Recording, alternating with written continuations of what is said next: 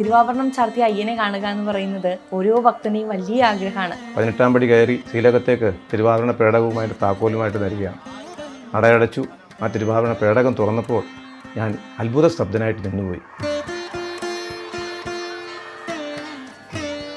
ആരാധ്യനായ തന്ത്രി എനിക്ക് തന്ന ധൈര്യം, മനഃശാന്തി എടുത്ത് ചാർത്തിക്കൊള്ളൂ എന്ന് പറഞ്ഞപ്പോഴാണ് തിരിച്ച് ഞാൻ എൻ്റെ മനസ്സ് തിരിച്ചു വന്നത്. മകരെ വിളക്ക് കാണിക്കുന്നു, അത് കാണിക്കുന്നു, അതൊരു പ്രസക്തമേ അല്ലെന്ന് തന്നെ ഞാൻ പറയും. കാരണം എനിക്ക് അത്ഭുതമായി തോന്നിയത് ആ സംക്രമ നക്ഷത്രം അവിടെ ഉദിക്കുന്നു എന്നുള്ളതാണ്.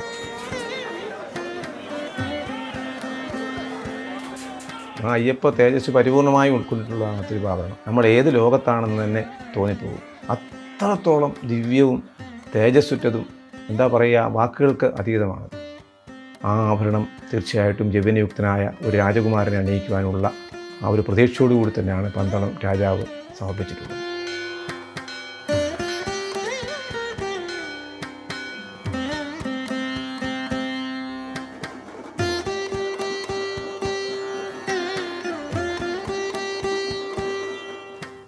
നമസ്തേ.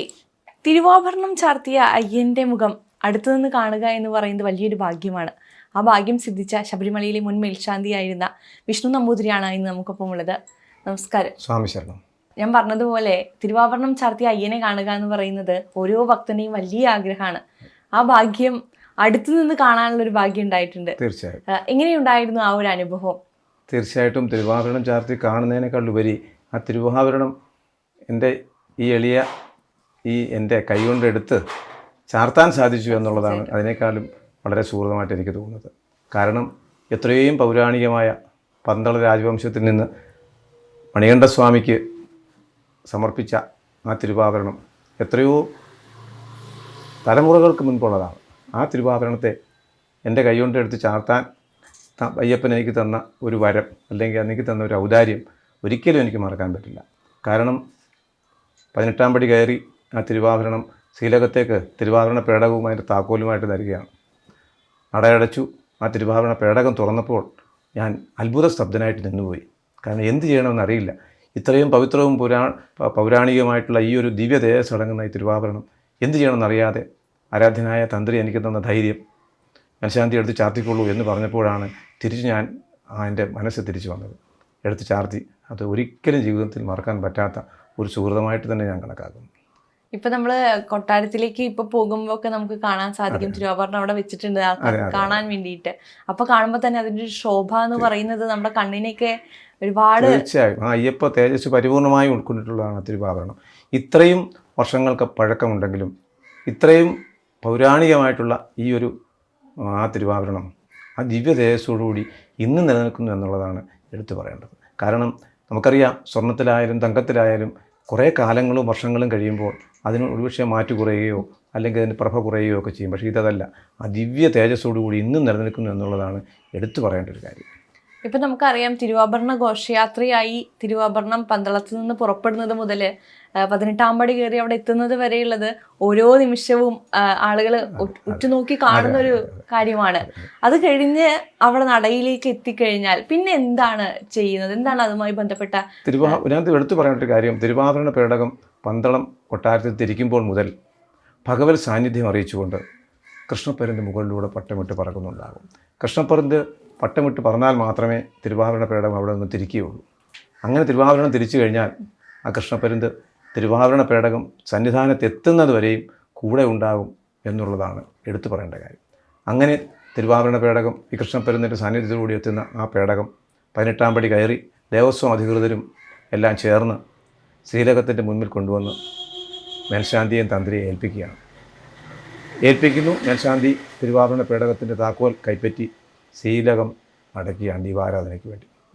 നട അടച്ചു കഴിഞ്ഞാൽ തിരുവാഭരണ പേടകം തുറന്ന് അതിലുള്ള പേടകത്തിലുള്ള ഓരോ ആഭരണങ്ങളും ആ ഭഗവാനെ അണിയിച്ച് സർവാലങ്കാര ഭൂഷിതനായിട്ട് ആ ഭഗവാന്റെ ആ തിരു സ്വരൂപം കാണുന്നത് തന്നെ ഒരുപക്ഷെ നമ്മൾ ഏത് ലോകത്താണെന്ന് തന്നെ തോന്നിപ്പോകും. അത്രത്തോളം ദിവ്യവും തേജസ്സുറ്റതും ഒരു എന്താ പറയുക, വാക്കുകൾക്ക് അതീതമാണത്.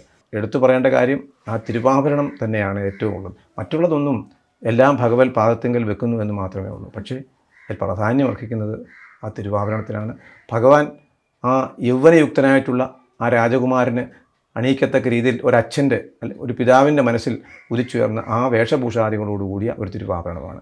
അദ്ദേഹം ബിംബത്തിനല്ല സമർപ്പിച്ചത്, ആ യൗവനയുക്തനായ ഒരു പന്തളം രാജകുമാരന് സമർപ്പിക്കുവാൻ വേണ്ടി, അദ്ദേഹത്തിന് അണിയുവാൻ വേണ്ടി നിർമ്മിച്ചതാണല്ലോ ആ പേടകം.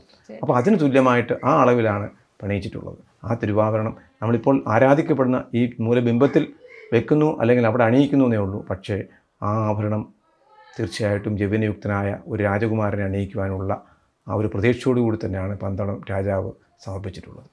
അങ്ങനെയുള്ള ആ തിരുവാഭരണം ചാർത്തി ഭഗവാന്റെ സന്നിധിയിലുള്ള സന്ധ്യാദീപാരാധന നടക്കും. ആ സമയത്താണ് പൊന്നമ്പലമേട്ടിൽ മകര സംക്രമ നക്ഷത്രം ഉദിക്കുന്നത്. ആ നക്ഷത്രം ഉദിക്കുന്നതാണ് ഏറ്റവും പ്രാധാന്യം. മകര വിളക്ക് കാണിക്കുന്നു, അത് കാണിക്കുന്നു, അതൊരു പ്രസക്തമേ അല്ലെന്ന് തന്നെ ഞാൻ പറയും. കാരണം എനിക്ക് അത്ഭുതമായി തോന്നിയത് ആ സംക്രമ നക്ഷത്രം അവിടെ ഉദിക്കുന്നു എന്നുള്ളതാണ്. തീർച്ചയായിട്ടും അതെല്ലാം ഈ കലിയുഗത്തിൽ, അല്ലെങ്കിൽ ഇത്രയും പുരോഗമനമായി ജനങ്ങൾ എന്തൊക്കെ പറഞ്ഞാലും, എത്ര പുരോഗമനം പറഞ്ഞാലും ഈ അത്ഭുതങ്ങൾ ഒരു പക്ഷേ ദൈവികമായ ഒരു പരിവേശം, അല്ലെങ്കിൽ ദൈവികമായ എന്തോ ഒരു ചൈതന്യം ഉൾക്കൊള്ളുന്ന ഒരു വേളയായിട്ട് തന്നെ നമുക്ക് കാണേണ്ടി വരും. അടുത്ത ദിവസമാണ് രാജാവ് വന്നിട്ട് മകനെ കാണുന്നത്, അല്ലെങ്കിൽ രാജപ്രതിനിധി രാജാദർശനം. അതെ. അപ്പോൾ ആ സമയത്ത് കേട്ടിട്ടുണ്ട് അവിടെ രാജാവും മകനും മാത്രമായിട്ടുള്ള കുറച്ച് സമയം ഉണ്ടാകും. അത് ദർശനത്തിനെത്തുമ്പോഴല്ല, അത് 5-ാം തീയതി പന്തളം രാജാവ് ദർശനത്തിനെത്തി. അവിടെ നിന്ന് തിരുവാഭരണങ്ങളെല്ലാം പന്തളം രാജാവ് ഏറ്റുവാങ്ങിയ ശേഷം തിരിച്ച് യാത്രയാകുമ്പോൾ പന്തളം രാജാവും പുത്രസ്ഥാനത്തുള്ള അയ്യപ്പസ്വാമിയും മാത്രമാണ്. അതിന് മൂകസാക്ഷിയായിട്ട് മേൽശാന്തിയും മാത്രമേ ഉണ്ടാവൂ. ഒരച്ഛൻ മകനോട് യാത്ര പറയുന്ന ചില സന്ദർഭങ്ങളാണത്. ആ സന്ദർഭത്തിൽ അവർക്ക് പാരമ്പര്യമായിട്ട് അവർക്ക് ഉപദേശത്തിലൂടെ ലഭിച്ചിട്ടുള്ള ചില പ്രാർത്ഥനാ ഗീതങ്ങളും ശ്ലോകങ്ങളുമെല്ലാം ഉണ്ട്.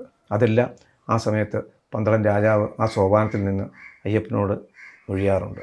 അത് എന്താണെന്ന് നമുക്ക് അറിയില്ല. അത് നമ്മൾ ഒരിക്കലും മറ്റല്ലേ കേട്ടിട്ടുള്ളൂ. അത് കേൾക്കാനുള്ള ഒരു സായുജ്യം, അല്ലെങ്കിൽ കേൾക്കാനുള്ള ഒരു ഭാഗ്യവും എനിക്കുണ്ടായി.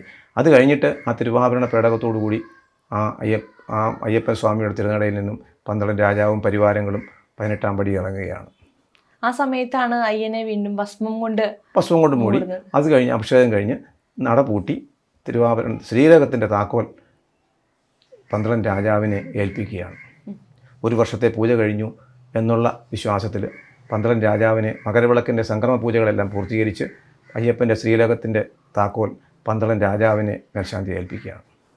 അവിടെ നിന്നും താക്കോലുമായിട്ട് പടി ഇറങ്ങി പന്തളം രാജാവ് 18-ാം പടിക്ക് താഴെ വന്ന് ഈ താക്കോലിനെ തിരിച്ച് മാനേരെ ഏൽപ്പിക്കുന്നു. ഈ ഇത്രയും ദിവസത്തെ പൂജാതി കർമ്മങ്ങൾ ചെയ്യുന്നതിന് മേൽശാന്തിക്ക് ഒരു ദക്ഷിണ നൽകുക എന്നുള്ളൊരു പവിത്രമായൊരു ചടങ്ങുണ്ട്. അത് തീർച്ചയായിട്ടും എല്ലാ മേൽശാന്തിമാർക്കും ലഭിച്ചിട്ടുണ്ടാവും. എന്തെങ്കിലും പ്രത്യേക കാരണങ്ങളാൽ ഏതെങ്കിലും മേൽശാന്തിമാർക്ക് ലഭിച്ചിട്ടില്ലെങ്കിൽ അങ്ങനെയുള്ളവരും ഉണ്ടാകും ഒരു പക്ഷേ. എന്നെ സംബന്ധിച്ച് ഞാനൊരു ജന്മജന്മാന്തര സുഹൃതമായി കണ്ടു. ഇന്നും കാര്യം ശബരിഗിരീശനായ പന്തളം രാജകുമാരനായ അയ്യപ്പസ്വാമിയുടെ നാമധേയത്തിൽ എനിക്ക് പന്തളം ആ പ്രതിനിധി, അദ്ദേഹത്തിൻ്റെ പിതാവായ പ്രതിനിധി എനിക്ക് തന്ന ദക്ഷിണയാണ്. ആ ദക്ഷിണ ഇന്നും എൻ്റെ പൂജാമുറിയിൽ പവിത്രമായി ഞാൻ ആ പണക്കിഴി സൂക്ഷിച്ചിട്ടുണ്ട്. ആ പണക്കിഴിയുടെ അളവിനോ വലിപ്പത്തിനോ അതിൻ്റെ തുകയ്ക്കോ അല്ല പ്രാധാന്യം, ആ സ്ഥാനത്ത് നിന്നുകൊണ്ട് എനിക്ക് ലഭിച്ചു എന്നുള്ളതാണ് എൻ്റെ ഏറ്റവും വലിയ ചാരിതാർത്ഥ്യം. ഇന്നേ ദിവസം അവിടെ നടക്കുന്ന മറ്റു പ്രധാനപ്പെട്ട പൂജകളുണ്ടോ? പ്രധാന പൂജകൾ സംക്രമ സന്ധ്യയ്ക്കാണ് ഈ തിരുവാഭരണം ചാർത്തുക. അത് കഴിഞ്ഞാൽ ശരിക്കുമുള്ള സംക്രമ സമയമുണ്ട്. ധനുരാശിയിൽ നിന്നും മകരൻ രാശിയിലേക്ക് സൂര്യൻ പകരുന്നതാണ് സംക്രമം. അങ്ങനെ പകരുന്ന ഒരു പ്രത്യേക ജ്യോതിഷപ്രകാരമുള്ള ആ സംക്രമ സമയത്ത്, സംക്രമ വേളയിൽ തിരുവിതാംകൂർ മഹാരാജാവിൻ്റെ കൊട്ടാരത്തിൽ നിന്നും കൊടുത്തയക്കുന്ന നെയ്ത്തേങ്ങയിലുള്ള നെയ്യാണ് ആ സമയത്ത് അഭിഷേകത്തിനെടുക്കുക. അവിടെ സംക്രമ പൂജ വിശേഷാൽ നടക്കുമ്പോൾ ആ പൂജയുടെ സ്നാനകാലം എന്ന് പറയും. ആ സമയത്ത് കൊട്ടാരത്തിൽ നിന്നും പ്രത്യേക ദൂതൻ വഴി കൊടുത്തയക്കുന്ന ആ നെയ്ത്തേങ്ങ കൊണ്ടാണ് അഭിഷേകം കഴിക്കുക. അതോടുകൂടിയാണ് ആ സംക്രമ പൂജ പൂർത്തീകരിക്കുന്നത്. അഭിഷേകം കഴിഞ്ഞാൽ സംക്രമ പൂജയുടെ ദീപാരാധനയാകും. ആ ദീപാരാധന വിശേഷാൽ കണ്ട് ദർശനം നടത്തുന്നത് വളരെ വൈശിഷ്ടമാർന്ന ഒരു ദർശന പ്രാധാന്യമുള്ള ഒരു ചടങ്ങ് തന്നെയാണ്. മകരമഹോത്സവവുമായി ബന്ധപ്പെട്ടിട്ട് കളമെഴുത്ത് നടക്കാറുണ്ട് മണിമണ്ഡപത്തിൽ. ആ സമയത്തൊക്കെ മേൽശാന്തി എന്ന നിലയ്ക്ക് നമുക്ക് എന്തെങ്കിലും ചുമതലകൾ? ഒരു ചുമതലകളുമല്ല. സന്നിധാനത്തുള്ള ചുമതലകൾ മാത്രമേ മേൽശാന്തിക്കുള്ളൂ. പിന്നെ പൗരാണികമായ ചില വിശ്വാസങ്ങളും അനുഷ്ഠാനങ്ങളുടെയും ഭാഗമായിട്ട് മണിമണ്ഡപത്തിൽ കളമെഴുത്തുപാട്ട് നടക്കുന്നുണ്ട്.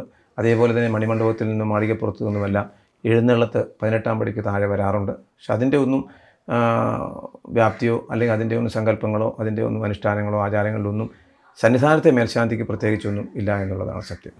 എന്തായാലും ഒരുപാട് സന്തോഷം ഇത്രയും വിവരങ്ങൾ നമുക്ക് തീർച്ചയായിട്ടും പങ്കുവച്ചു. ഇപ്പോൾ മകരസംക്രമ വേളയിലെ മകരസംക്രമത്തിന് തയ്യാറെടുക്കുന്ന ഈ വേളയിൽ തീർച്ചയായിട്ടും ഓരോ ഭക്തനും അവരവരുടെ ഭവനത്തിൽ അയ്യപ്പ സന്നിധിയാക്കി മാറ്റിക്കൊണ്ട് ആ സംക്രമ സൂര്യൻ്റെ സാക്ഷിയായിട്ട് ഭഗവത് ചൈതന്യം ഉൾക്കൊള്ളുന്ന ആ തിരുവാഭരണം ചാർത്തിയുള്ള അയ്യനെ മനസ്സിൽ ധ്യാനിച്ചുകൊണ്ട് എല്ലാവരും സ്വാമിയേ ശരണമെന്നുള്ള വിളിയോടുകൂടി എല്ലാ വീടുകളിലും സന്നിധാനമായി മാറ്റുക. എല്ലാവർക്കും അയ്യപ്പ സ്വാമിയുടെ അനുഗ്രഹമുണ്ടാകട്ടെ. എല്ലാവർക്കും മകരസംക്രമ ദിന ആശംസകളും നേർന്നുകൊണ്ട് നിർത്തട്ടെ. സ്വാമിയേ ശരണമയ്യപ്പ.